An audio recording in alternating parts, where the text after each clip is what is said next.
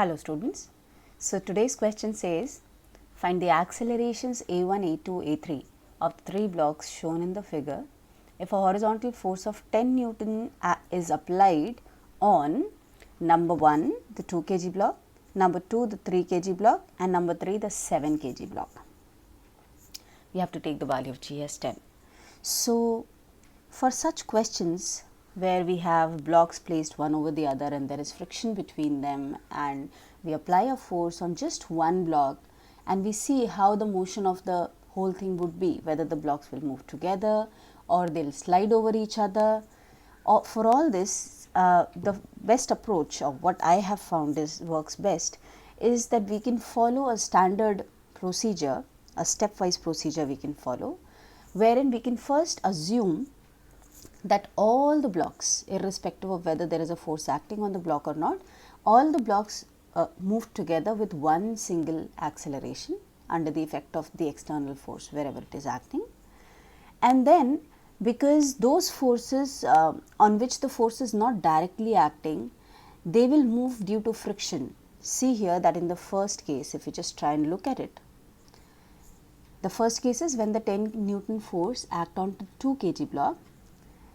See that if 3 and 7 kg block have to move along with the 2 kg, it will happen because 2 kg will create a friction on 3 kg. As 2 kg tends to move under the effect of the 10 Newton force like this, it will try to take 3 kg along with it and hence it will create a frictional force on 3 kg block. Yes, and this 3 kg when it tries to move, it tries to create a frictional force on the 7 kg block. So those blocks on which the external force is not acting, they are essentially moving because of friction. So all we need to do is, once we assume that all the three blocks are moving together, then we need to check as to whether the amount of force, amount of frictional force required for the other blocks to move along with that block where the force is acting, do they have that much friction available with them? If that friction is available, then we say that fine, our assumption is correct and the three blocks will move together. But like in this case there are three blocks, even if there are more than 3 or less than 3, 2 blocks can also be there. In case friction is insufficient, in that case we would understand that the corresponding set of blocks across which we are looking for friction at that point, they will have a slipping between them because the blocks will not be able to move together because friction is not sufficient. They will slip over each other, and as soon as we understand that there is slipping between the blocks, then we can get to know the exact value of friction acting between the blocks, because we know that when slipping happens between the surfaces, there is kinetic friction acting, right?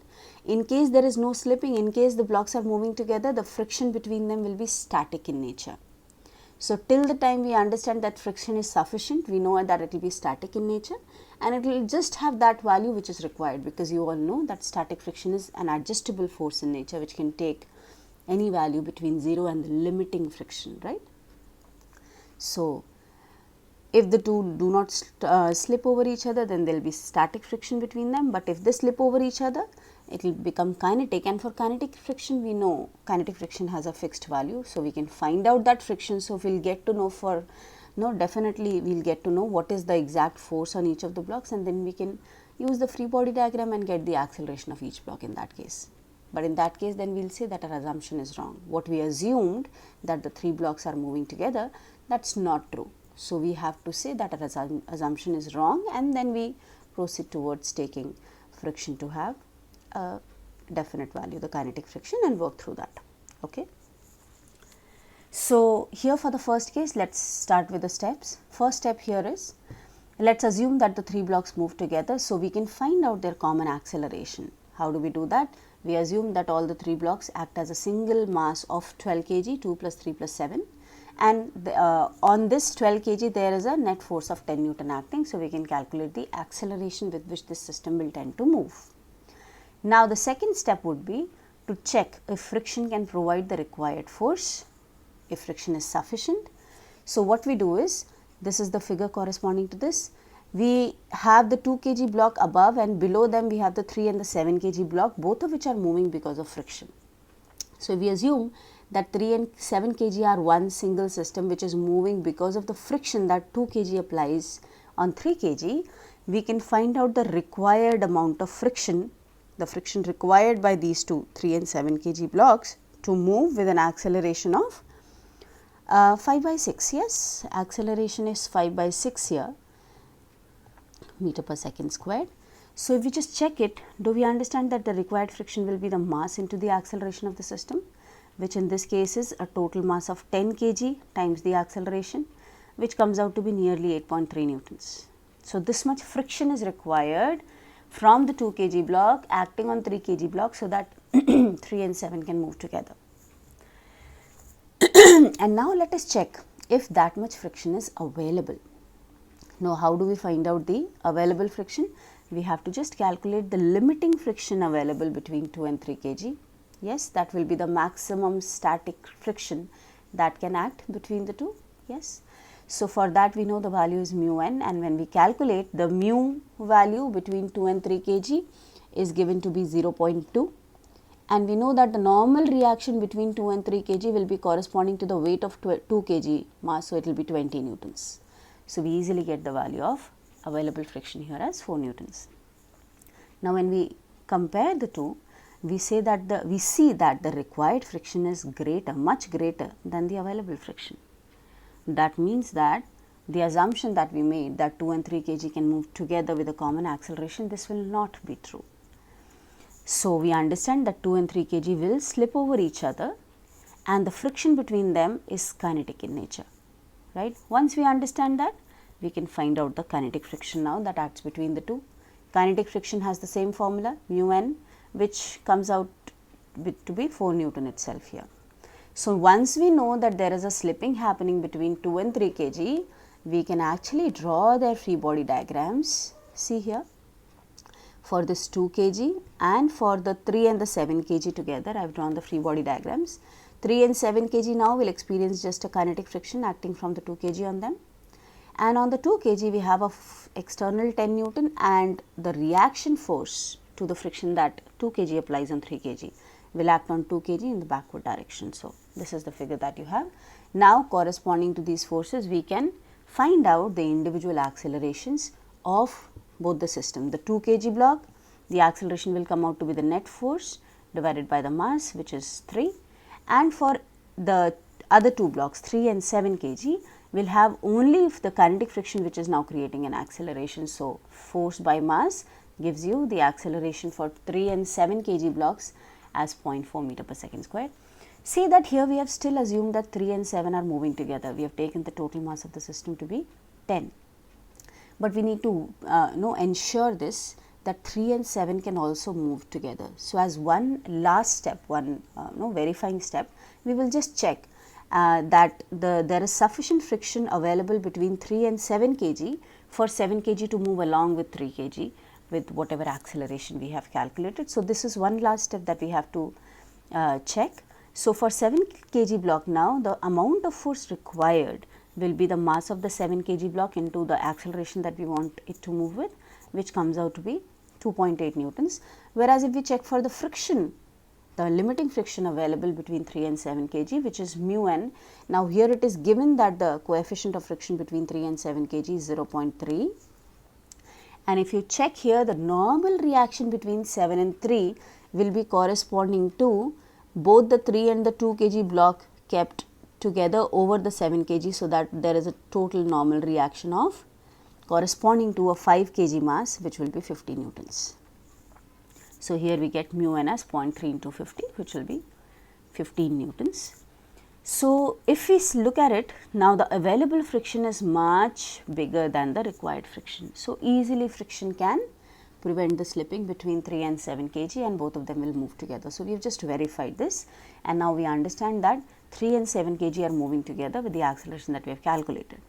So, that brings us to the final answers of the question. We now understand that the 2 kg block moves with an acceleration of 3 meters per second squared that we have calculated above, and both the 3 and the 7 kg blocks move with an acceleration of 0.4 meter per second squared. So, this is the final answer for the first part of the question.